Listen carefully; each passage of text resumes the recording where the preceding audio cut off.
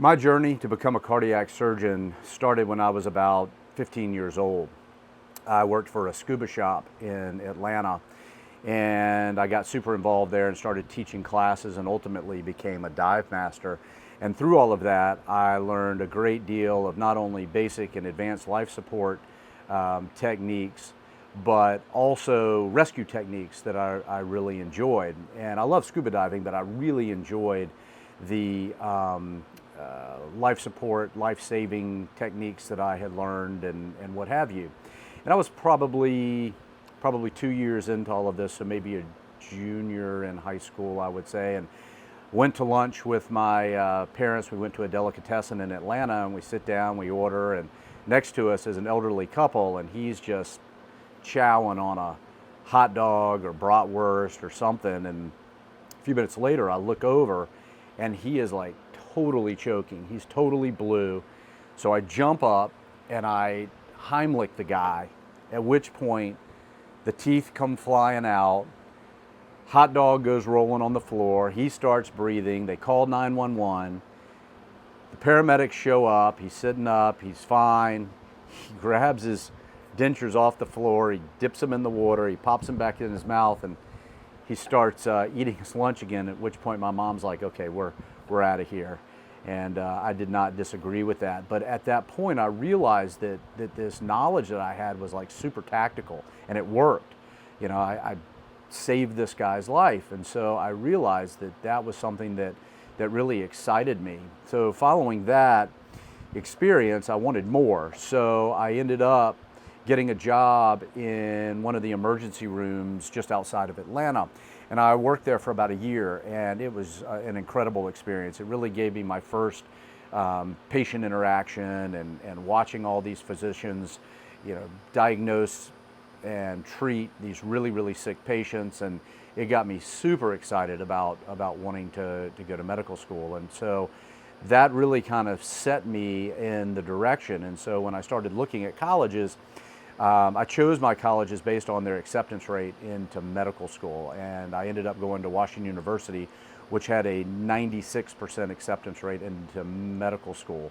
Ironically, when I got there, I got settled, got into my classes, and went and met with the pre-med advisor.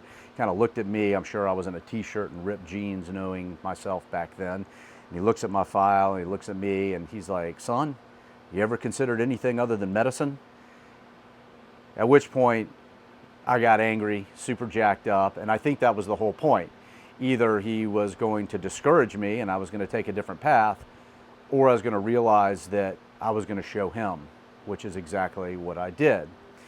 So from there, I got accepted to the Medical College of Georgia. And as I was heading into all of this, my general focus and thrust was that I was going to be a general practitioner in the North Georgia mountains, where I would be the only physician for several hundred miles around, and I would take care of this wide variety of patients and just kind of live in the mountains and have this really kind of simple life. So when I showed up in medical school, that was my goal and that was my intention, and I kind of stuck to that really through the first 2 years of medical school, which is really the didactic or book learning portion of medical school. Once I started doing my clinical rotations, you know, I enjoyed pediatrics, I enjoyed obstetrics, and all the things that I figured I would be doing as the only physician, you know, in the North Georgia mountains. And when I was on the general surgery rotation, we were on call one night, and I did a ruptured aneurysm with one of the vascular surgeons, and that totally changed my attitude. I mean, I literally went to medical school thinking I wasn't sure what I wanted to do, but I knew I didn't want to be a surgeon. And at that moment, everything flipped, and I decided this is really what I want to do. Interestingly, I said, I know that I want to be a surgeon, but I'm positive I don't want to be a cardiac surgeon, because those guys are just jerks. Positive I don't want to do that.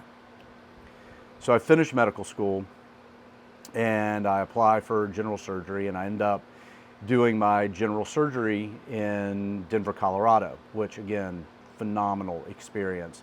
General surgery was an incredible opportunity for me. I really learned how to operate.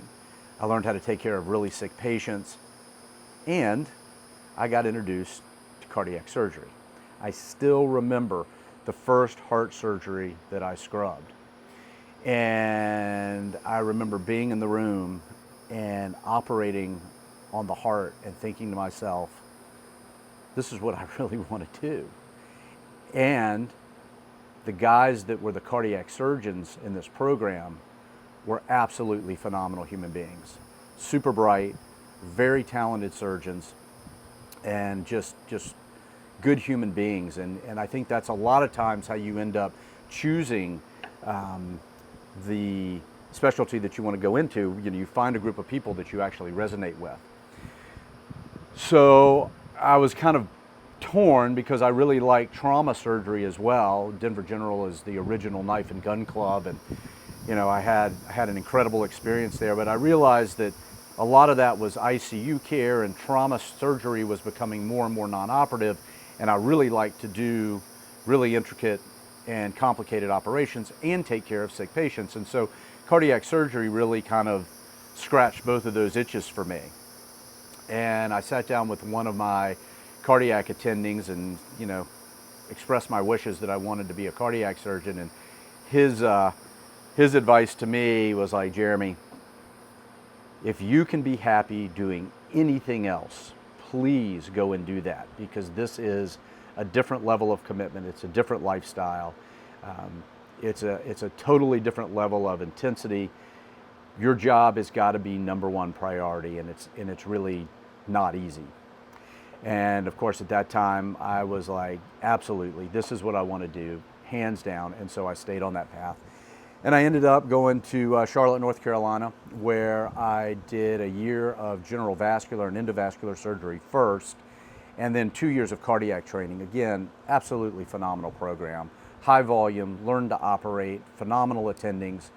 And I was extremely well prepared when I graduated from that program. And when we started looking for places to live and jobs, etc., my wife said to me, look, I'll go anywhere you want to go. We had been together since senior year in medical school. She's like, I'll go anywhere that we've already been, but I don't want to start over in a new place. So that left Denver, Colorado, Atlanta, or staying in Charlotte, or where my wife is from, Savannah, Georgia, where I actually rotated and had a real love affair with the city. So we looked for a job here in Savannah, and I was able to find one, and that was in 2001. And here we are in 2024, nearly 25 years later. I've had a phenomenal career. Are there days when I think, why did I do this? It's just beating me down, absolutely. But when I look at my experience as a whole and the incredible privilege I've had to interact with patients on such a personal level and the opportunity to impact their lives and impact this community, I would never change that, and I would do it all over again. I feel very, very fortunate to be a cardiac surgeon. Thank you, guys.